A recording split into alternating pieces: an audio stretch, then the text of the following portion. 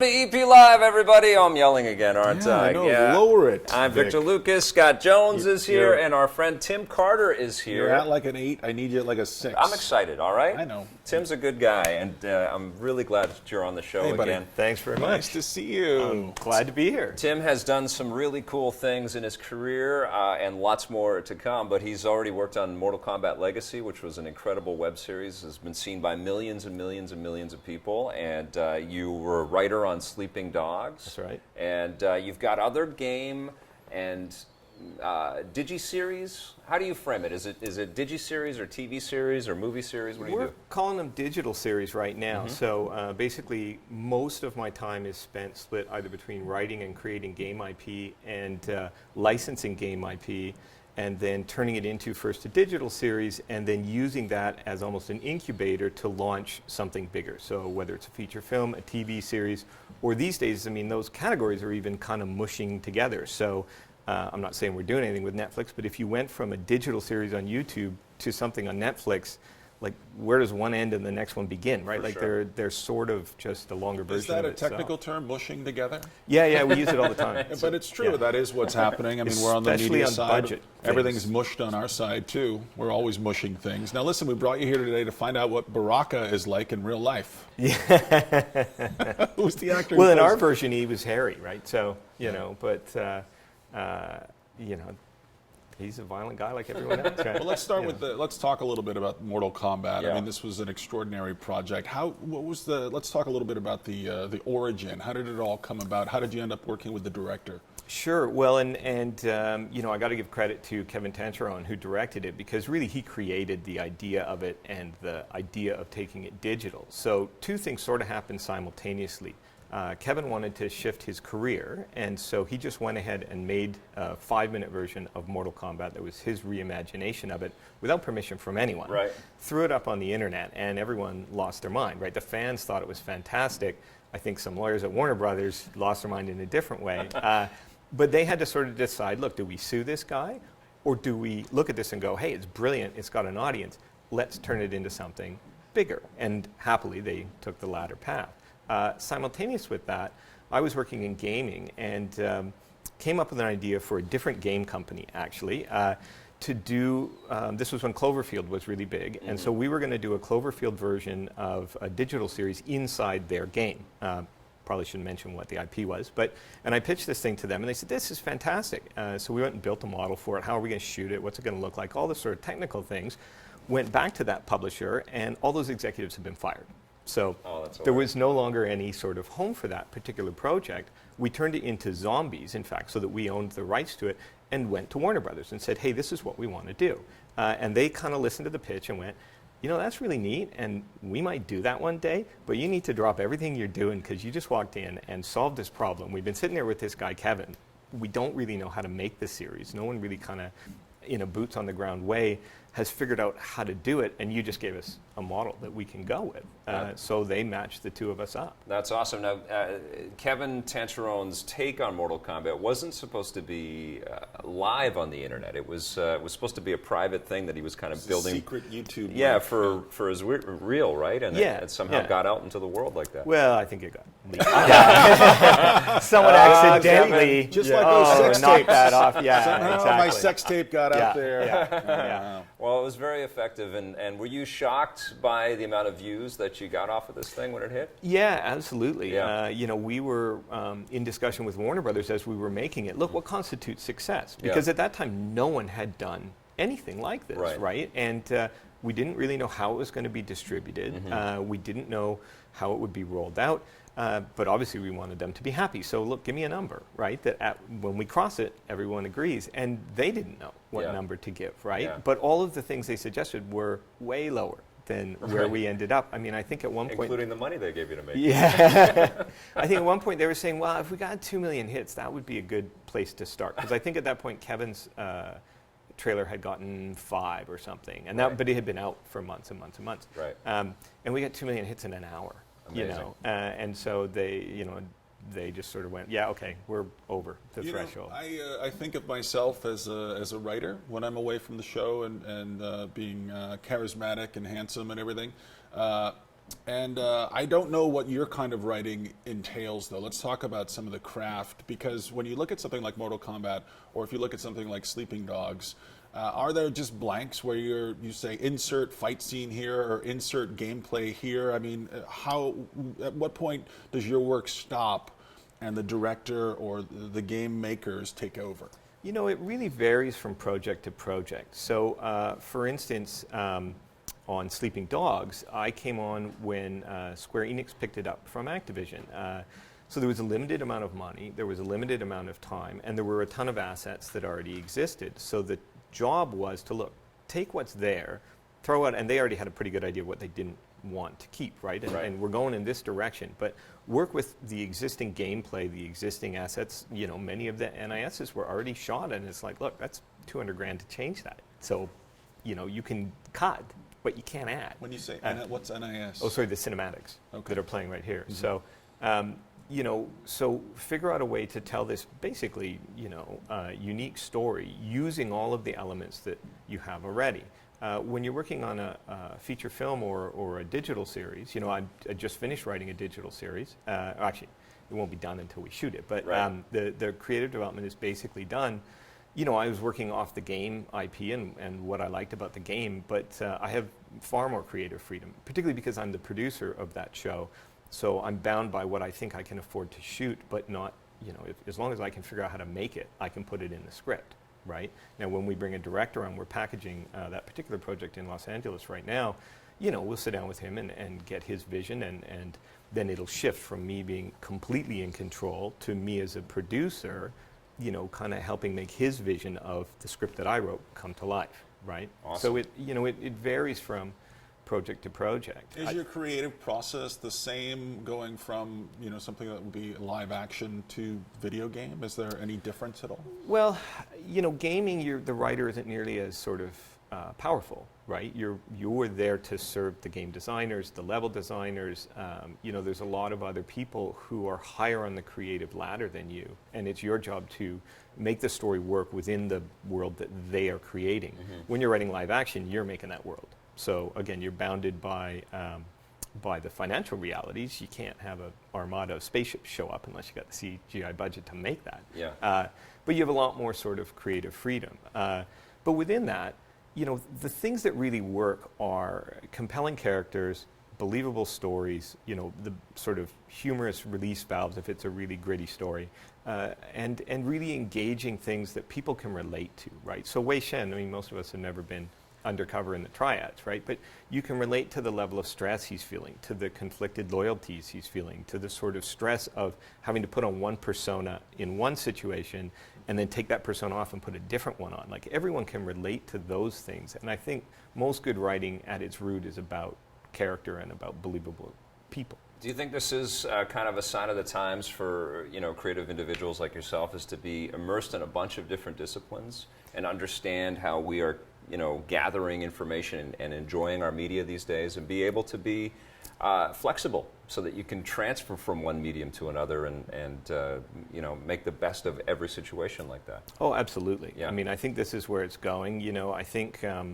Hollywood lives in a little bit of a bubble in the sense that it, you know, for 100 years, it was really the hub of all entertainment. Yeah. And it, you know, it's still struggling to come to terms with the gaming industry. It's not that they don't know it's there or value it, but the process is completely different, and the nature of the audience is different because games are so interactive, right? And so the fans of games own them in a way that I think the fans of movies don't really, you know?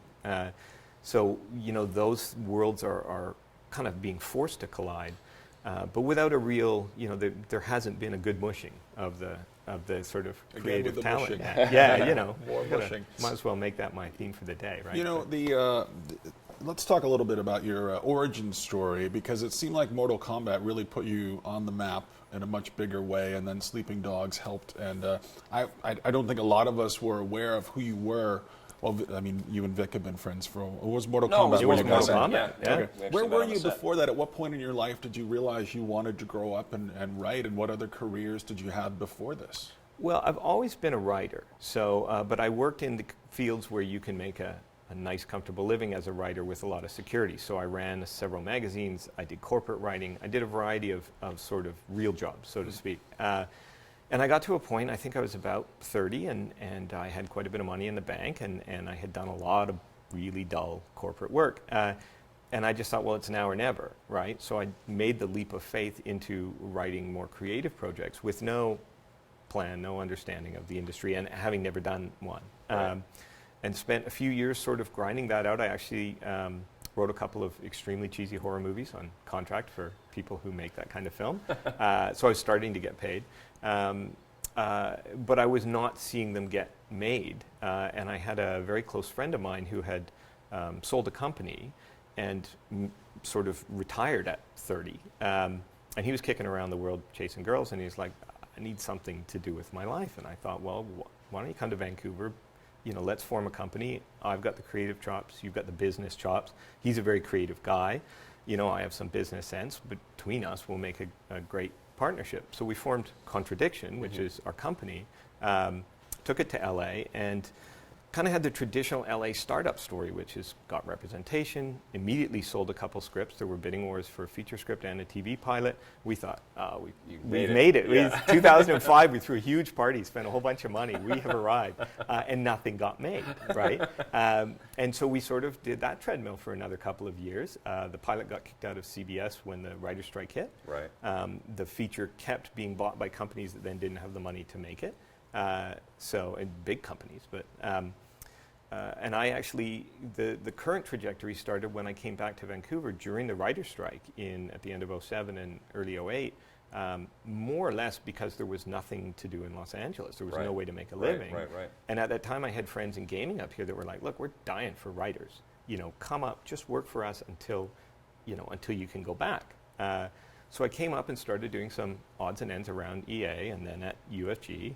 And then small odds and ends turned into bigger odds and ends, and pretty soon I was, getting entrenched in the gaming industry. Were you already a gamer? Did you have some appreciation? I wrote strategy and review articles for Computer Gaming World in 1992, I think. Awesome. So we bow before you. I go way back. I've always been a gamer, and I've been a big fan, from the very beginning of computer gaming, really. And I guess the game companies would sniff that out, right? They didn't just want Joe Hollywood coming in and telling them how to tell a story. You had to have an appreciation for the way the interactive medium kind of unfolds. Yeah, I think that's essential, right? Yeah. Being a fan of gaming, it's immediately clear to anyone working in it whether you know what you're talking about, Right. and just over a beer, right? What do you like? What do you don't like? It would be a little like going and trying to get a job on a TV show and saying, I never watch TV. Yeah, you right? can't fake that. You can't fake it. Now, right? is that happening in Hollywood, though? Because I think that the next, paradigm shift that's going to happen, I think they're going to run out of superheroes from DC and Marvel, and then they're going to tap into the other sort of pop culture zeitgeist that's out there. And video games are absolutely going to be the next thing that everybody goes into. Are the executives that you're meeting with at Hollywood, are they gamers? Are they appreciators? Are they in tune with the gaming community? The people we're in partnership with at the moment really appreciate it. A few of them are gamers, and a few of them appreciate it as a source of really sort of rich, high-value IP. I'd say it's about a 50-50 split, and certainly at some studios, they are not. Right. And you'll drop the name of a game that you own the rights to, and there's this blank look, and you're like, guys, come on, But we sit now. Contradiction. We have an office in Los Angeles and an office in Vancouver, and my partner is in LA. We are sort of one of the main translators of gaming into live action. There aren't many companies like ours that we're actively engaged in licensing game IP and adapting it, and then going to these bigger studios and saying, look, we're the guys that understand this. I can go sit in a game developer studio. They're going to immediately realize that I'm in and out of developer studios all the time, and they will feel more comfortable, therefore, working with us. And we've even had, I shouldn't say the studio, but we were in not too long ago with a very, very powerful production company, and they're like, look, can you just come in and translate for us? Because we feel like we sit in a room and we're not speaking the same language as the game developers, and it's making the movie that we've optioned very difficult to make. Well, we're starting to see a little bit of a change in attitude around this stuff, I think, and I think Sony is a part of that storytelling right now with the Sly Cooper and Ratchet and Clank animated flicks that are being made right here. Yeah, absolutely. And I think Ubisoft investing in their own sort of motion picture department is a big, foreteller of what's to come with an amalgam between Hollywood and video game making. Is this going to be a big thing? Are you going to be running like a major content studio in the next 10 years, do you think?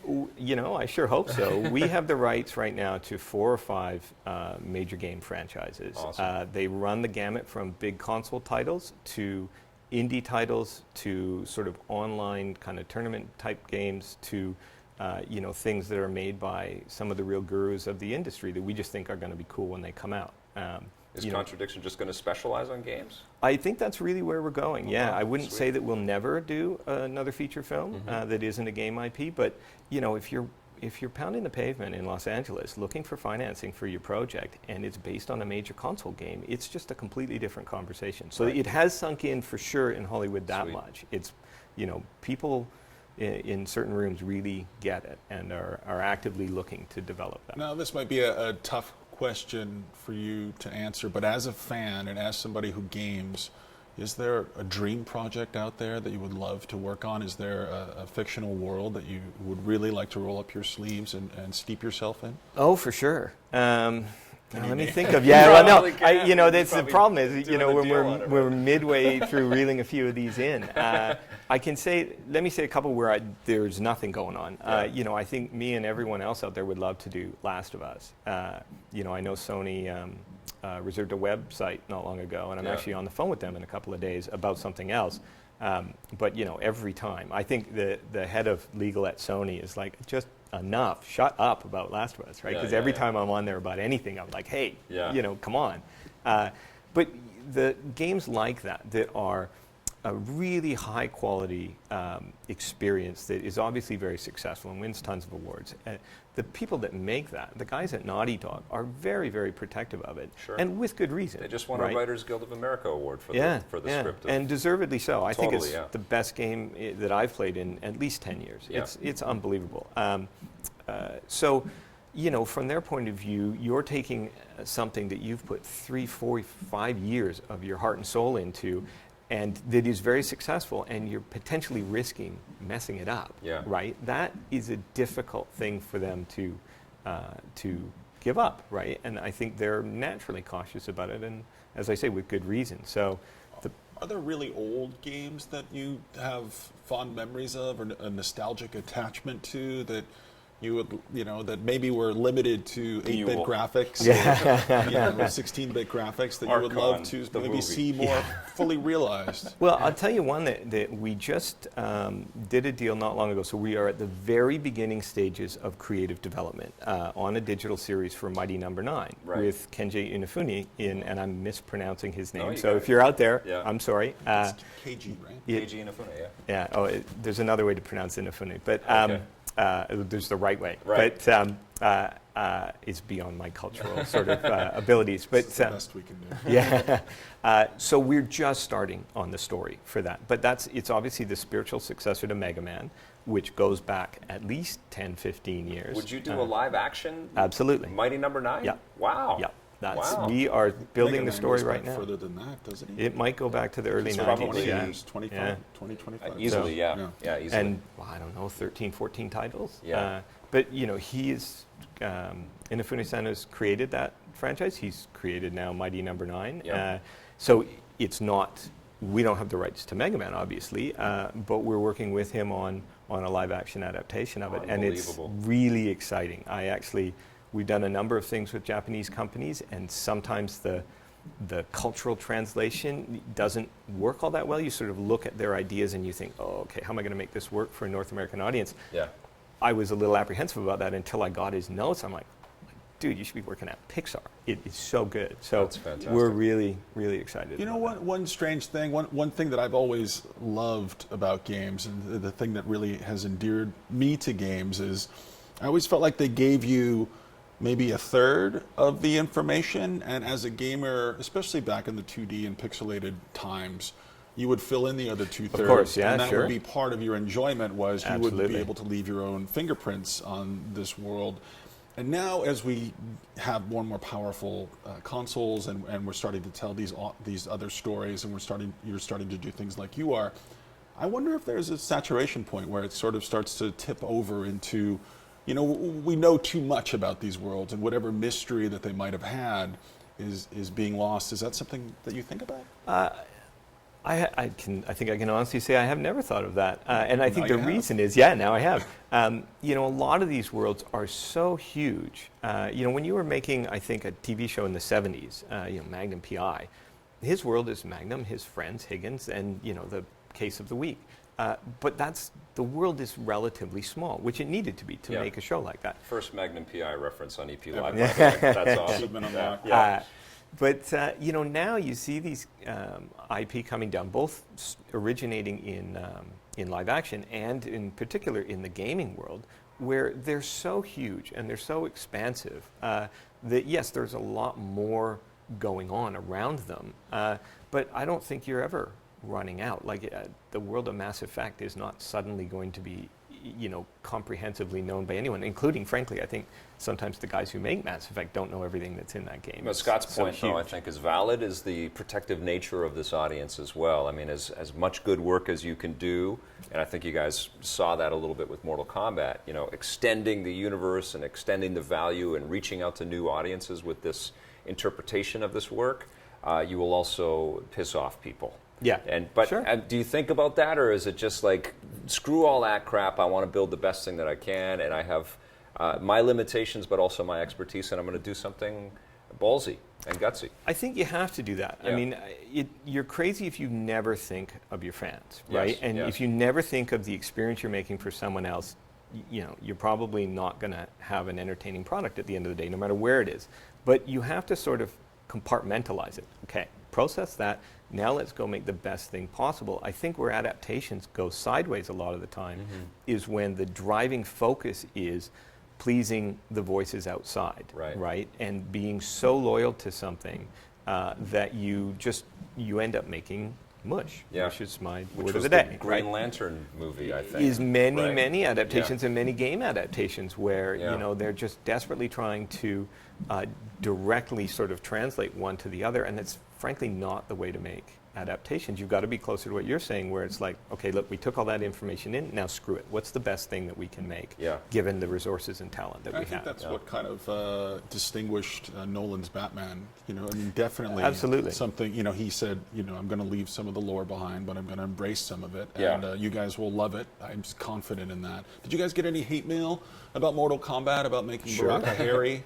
Like, this isn't the Mortal Kombat movie I have playing in my just got to mind. read the YouTube comments, man. Oh, yeah. Yeah. We got a little bit of hate. There was occasionally, I wouldn't even say hate, it was fans that, Disgruntled. were disgruntled. I think there was a couple that I actually thought were good points, like the Barakas in the digital series, the main digital series, not Kevin's original. His face looked a little rubbery, and it did, as opposed to, say, Kano, whose cut in half face looked fantastic. Yeah. And then there were certain things, for instance, we made a conscious decision early on that the girls were going to be athletes. So all of the female actors were athletes and could pull off, their own stunts. And we got a lot of flack for them not looking like porn stars. Yeah. And you're like, well, okay, you know what?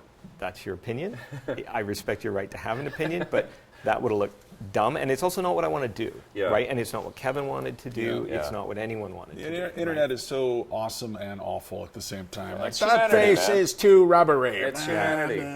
You got to take the good and the bad. You had Ed Boon in cameo in You Mortal were in a Kombat, cameo. and I was in a cameo. And what was that like? It was amazing. And what was more amazing than just doing that was to see the reception afterwards and to see, oh, that's the guy What from was it like? Electric What, did Boogaloo. they serve you a sandwich? No, they shot it right here, so You know, it was just like oh. doing the show. So, Did but you get a lemonade? I did not get a lemonade. didn't bring you I got a high five and a latte? thank you. No lattes. Yeah. No, I brought my own latte. High five, and we're sprinting on to the next setup. No, but it was really cool. And then, it dawned on me afterwards that I was now in this mythology. I was absolutely. captured in this whole Mortal Kombat machine, and I was You Jealous, guys made I'm jealous. you made a Blu-ray of the whole thing, and it's just like, holy Maybe you'll be an crap. unlockable character in the next one. I don't know, but it was just awesome, and it was cool to be in the same episode that Ed Boon Ed is was in. in, sure. Yeah. And Sean Himrick, who's the EP of the game, was in there as well. So cool, so crazy. What Well, would your and fighting power be if you were in the game? I think blowing hot air and knocking people out with Loud voice. Yeah, lots.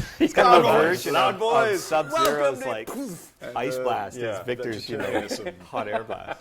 Well, and I told you guys off set before that, we're working on a zombie show now. Yeah. And Can you tell it's- us what it is? Yeah, I can. It's not financed yet, so I can't guarantee fans that it will Do you need some come money? out. But Yeah. yeah. If you Are got a you couple gonna- million bucks, we're good to go. Okay, all right. But no, we've finished creative development on Dead Rising. We optioned Dead Rising from Capcom. Right on. And we're now just finalizing a deal with a very large studio in Los Angeles, and we're packaging literally right now, like today. My partner is talking to William Morris Endeavor. We're sort of trying to match director with actors, but they actually have a digital division, so we're working with their digital guys too. Unreal. So the same together. kind of treatment that you guys gave to Mortal Kombat, we might see something similar with a Dead Rising property. It'll be live action. It'll be cinematic quality. Unreal. Unlike Mortal Kombat, it'll be a linear story. So Yeah. the episodes will string together for a single narrative that follows a package of characters through a Dead Rising-like. Familiar characters?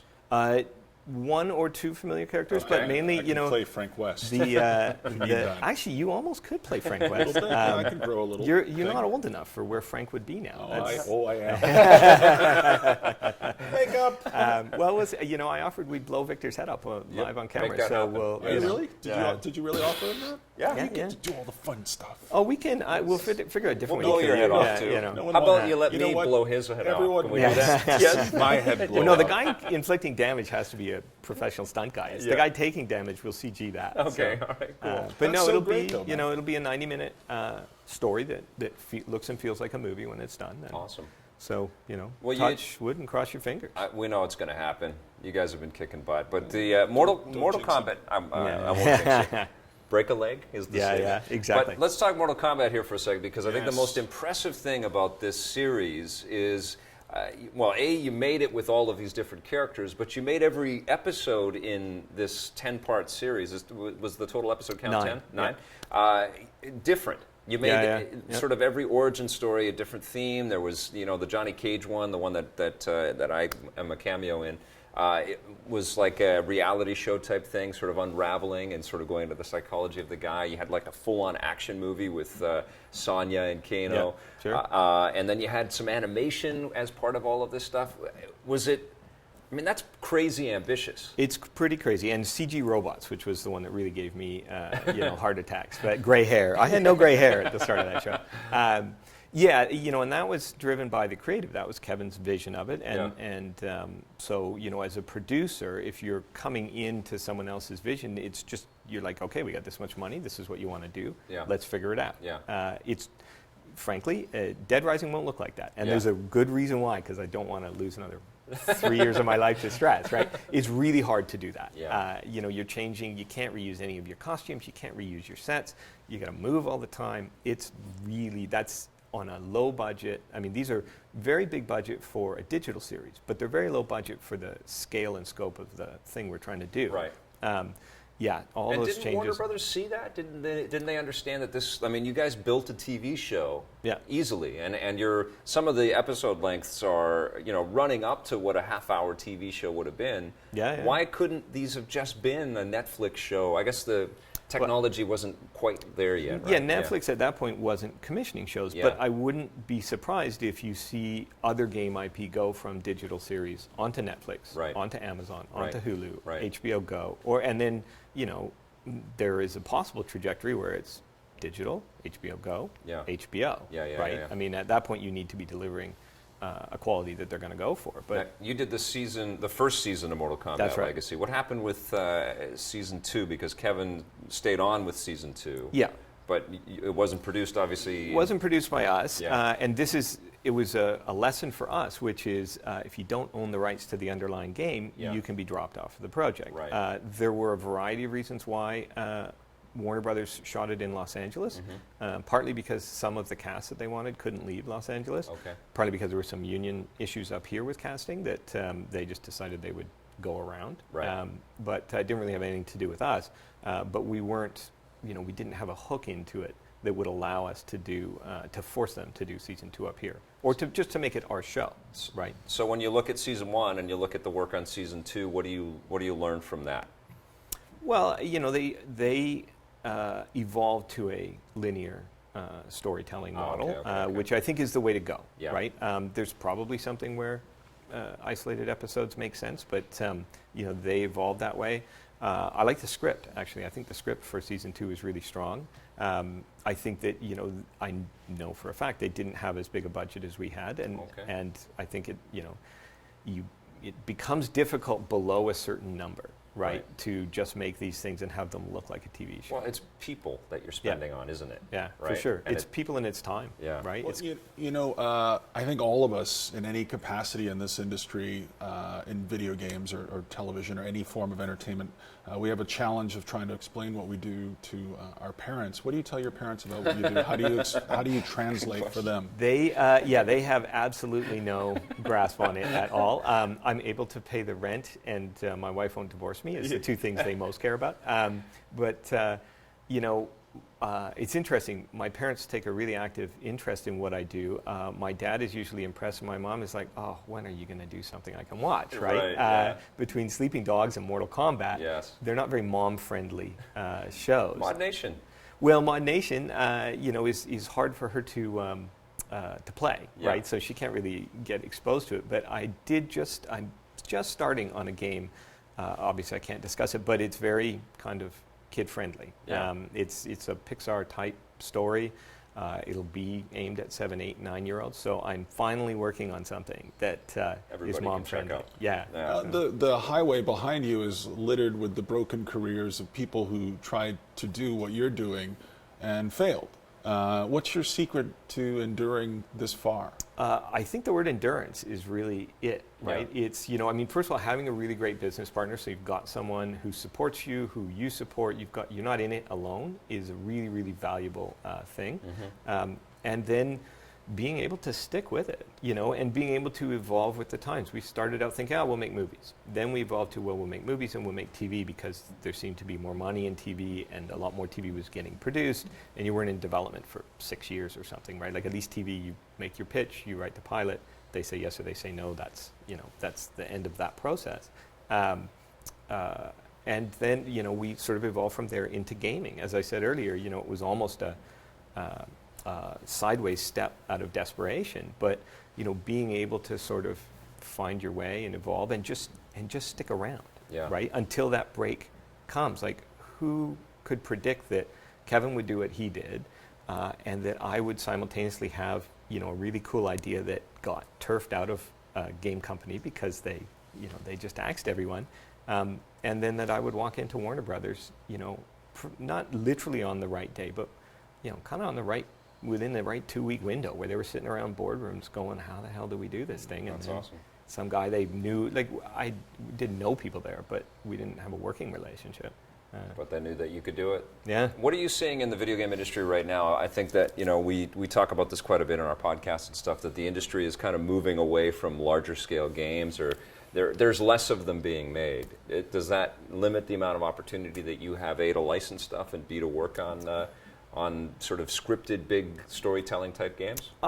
I think in the last year it made things quite slow. Yeah. So I think in the run-up to the launch of the new consoles, Mm-hmm. a lot of publishers were sort of keeping their foot on the brake a little bit, just concerned about what's the install base going to be. Are there going to be enough users to buy enough product for our thing to make sense, given Right. that it costs more money to make a next-gen game? Mm-hmm.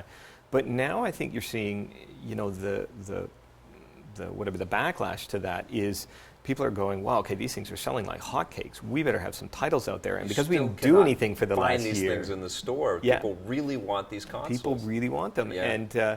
And so because we didn't do much last year, now we really need to get stuff going. Right. But I think gaming in general, what you're seeing is sort of what has happened to the feature film industry, stretched out over 60, 70 years there, which is you're getting this division into sort of different categories, right? So you still have the big, huge tentpole movies. You have the big, huge tentpole games. They cost the moon, Yeah. right? They need to sell the moon to make their money back. But there's a successful model there. You can make GTA and make a gazillion dollars, right? Assassin's Creed. There's any number of examples of that. But then, in feature film, then you have the kind of 30, 40, $50 million prestige movie, right? You get Ben Affleck to direct it and you make Argo or something like that. Yeah. You hope you win an Oscar. There's a model for that, but it's at a different price point from the studio's perspective. And then below that, you get, gross out comedy, and below that, you get a horror film. Yeah. If you make a horror film for $10 million, you don't need the same audience that you do for Avatar, right?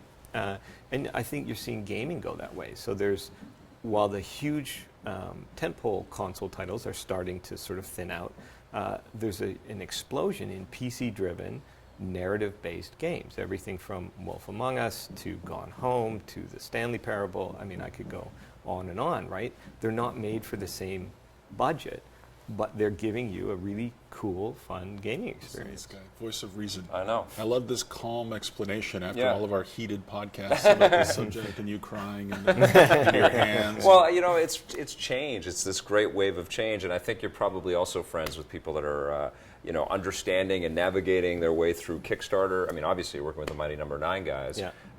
and they're kind of taking the creative ownership and the reach out to the community into their own hands. Sure. And I feel like that mid-level, that prestige in the movie industry kind of budget scale has disappeared in video games. Yeah, they got to go, for the home run with one of these huge console things, or you're a mobile game, or you're heading out to Kickstarter. Is that kind of where we're at right now? Yeah, I think that's fair. I don't Yeah. think the mid-ground has been found yet, but I think it's there. I think that you can make BioShock or even The Last of Us. I mean, although the quality bar on Last of Us is insanely high. Yeah. So I have no idea what their budget was, but I assume it was high. But you can make a narrative experience. Maybe Dishonored is a better example. Right.